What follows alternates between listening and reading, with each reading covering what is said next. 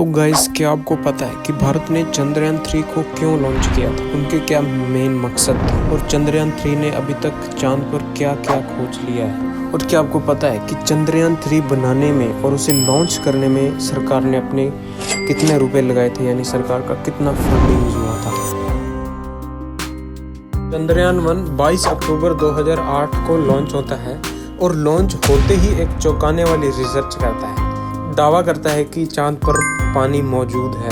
चंद्रयान 1 यह दावा करता है कि चांद पर पानी मौजूद है। सन 1950 में मनुष्यों द्वारा चांद पर पहुंचने या कुछ खोजने के लिए मिशन शुरू किए थे। सबसे पहला चंद्रयान मिशन सोवियत यूनियन के द्वारा लॉन्च किया गया था, जो कि साल 1959 के शुरुआती दौर में था, जिनके स्पेसक्राफ्ट का नाम था लूना फर्स्ट, जो कि चांद के बगल से गुजरा। लूना फर्स्ट ने ही सबसे पहली चंद्रमा की फोटो क्लिक की।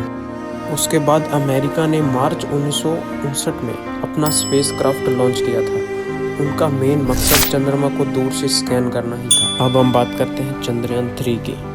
चंद्रयान 3 को 14 जुलाई 2023 शुक्रवार के दिन भारत के आंध्र प्रदेश के श्री हरिकोटा नामक जगह में स्थित सतीश धवन अंतरिक्ष केंद्र से दोपहर 2:35 पर लॉन्च किया गया था। और चंद्रयान 3 को चंद्रमा में पहुंचने पर लगभग 42 दिन का समय लगा था, क्योंकि चंद्रयान 3 को पहले धरती के 5 चक्कर लगाने थे और फिर ट्रांजिट ऑर्बिट में यात्रा करनी थी। चंद्रयान 3 के मिशन का बजट लगभग 615 करोड़ रुपए था। इसके बारे में हम आगे भी विस्तार से बात करेंगे।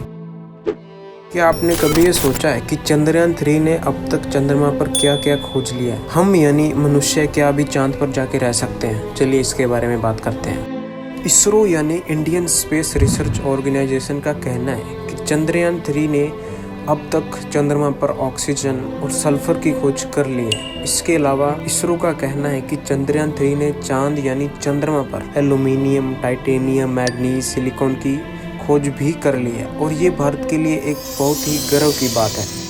पर मेन प्रश्न हमारा यह बन रहा है कि इसमें आम आदमी का यानी आम मनुष्य का क्या बेनिफिट होगा। चलिए अब इसके बारे में बात करते हैं। यदि चंद्रयान 3 की खोज पूरी हो जाती है, यानी कि जो आम लोगों को जीवन यापन के लिए जो चीजें चाहिए रहती वो सब चंद्रमा पर खोज ली जाए, तो इसमें आम जनता का भी बहुत ज्यादा फायदा होगा।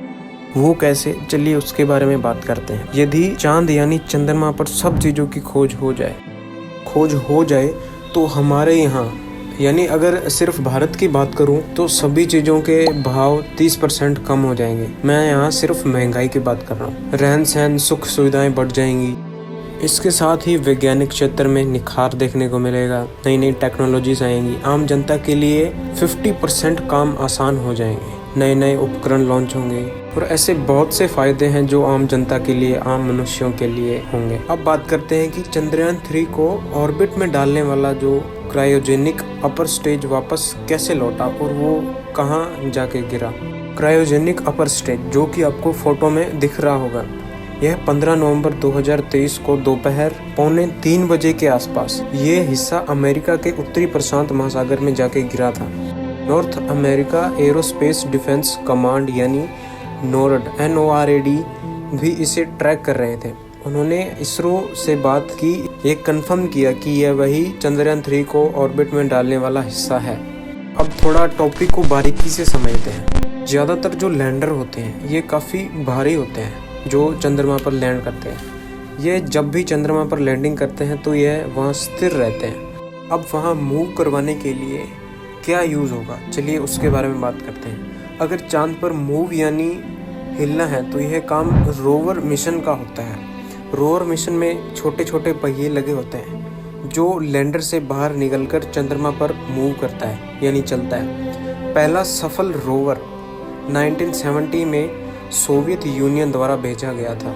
रोवर मिशन का सेकंड पार्ट आता है जहां रोवर की जगह इंसानों को भेजा जाता है चंद्रमा पर। यह काम पहली बार 1969 में पहली बार अमेरिका द्वारा किया गया था। उस इंसान का नाम नील आर्मस्ट्रॉन्ग था, जिसने की पहली बार चांद की सतह पर अपना पैर रखा था। चंद्रयान 2 का मिशन एक रोवर मिशन के रूप में प्लान किया गया था, जिसमें कि विक्रम लैंडर को चांद पर लैंडिंग करनी थी, पर वो असफल रहा और उसकी क्रैश लैंडिंग हो गई थी, जो कि इसरो के कोई सॉफ्टवेयर की वजह से हुआ था। अगर प्रेजेंट की बात की जाए तो रशिया द्वारा लूना 25 11 अगस्त 2023 को लॉन्च किया गया था, जो कि चंद्रयान 3 से पहले ही यानी 21 अगस्त को क्रैश हो गया था। तो आज के हमारे वीडियो के लिए बस इतना ही। Okay, take care, bye bye. कुछ नॉलेजेबल आपको कुछ लगा हो तो आप चैनल को सब्सक्राइब कर सकते हैं। बाय।